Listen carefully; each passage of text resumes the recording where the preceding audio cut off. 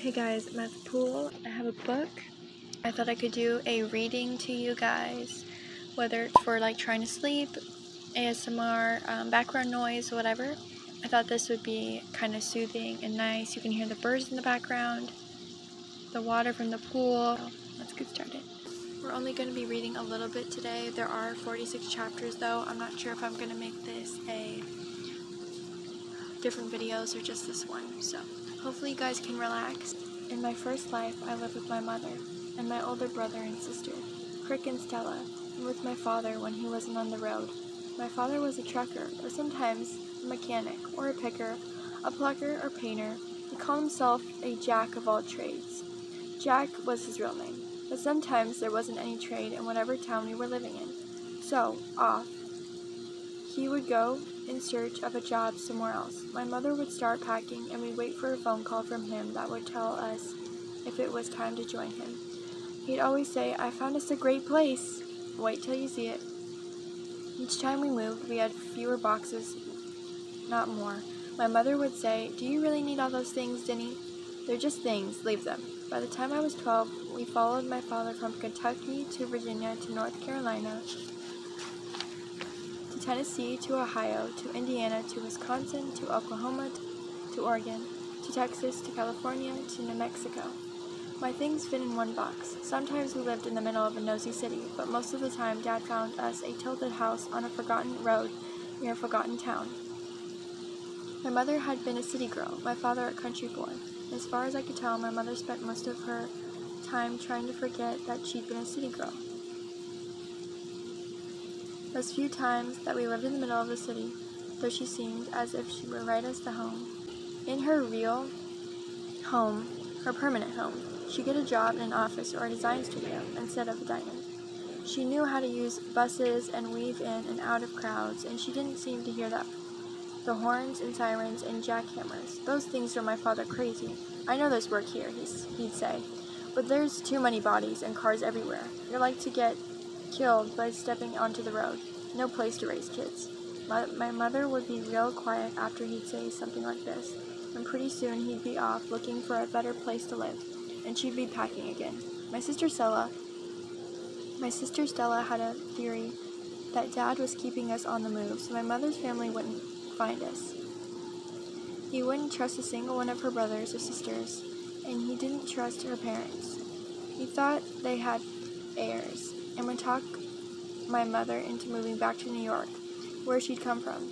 He'd said they looked down their noses at us. Once, when I was 7 or 8, and we were living in Wisconsin, or no, maybe it was Oklahoma, or it could have been Arkansas.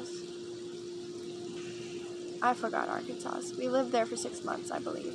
A thin woman with gray hair pulled back in a tight bun was sitting in our kitchen one day when I came home from school. Before I could shake off my coat, she wrapped me in a perfumed hug and called me Charisma and her sweet kitten. "I'm not a kitten," I said, sliding out of the side door. Crick was throwing a basketball at an invisible hoop. "There's a lady in there," I said.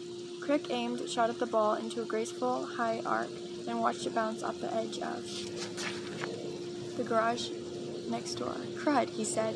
"That's no lady, that's your Grandma Forley."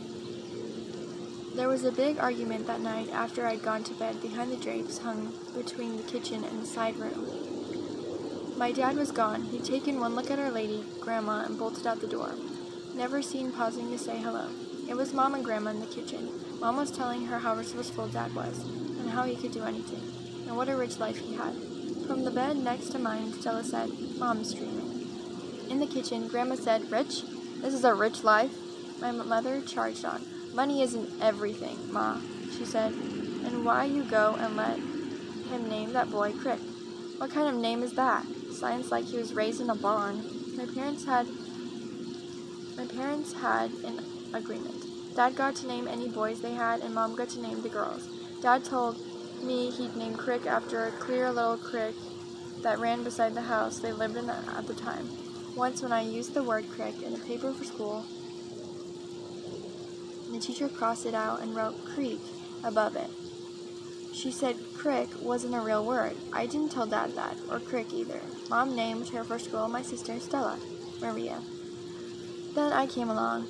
And she must have been saving up for me because she named me Domitia Santolina Dune. My name means Sunday Southern Wood River. I was born on a Sunday, which makes me blessed, Mom said. And at the time we lived in south beside woods and a river. My name is pronounced in the Italian way. Domenacu Santoliana Dune. It's a mouthful, so most people call me Denny. In the kitchen, Grandma Forella was steaming on. You ought to think of yourself, she said. You ought to think of those children. They could be in a school like one of your sister works in. Your husband needs a real job. He has a real job. Every 6 months. Basta, Grandma said. Why he can't keep a real job for more than 6 months at a time? What does he do anyway? Why? He didn't go to college, so he could get a real job. How are you going to get out of this mess?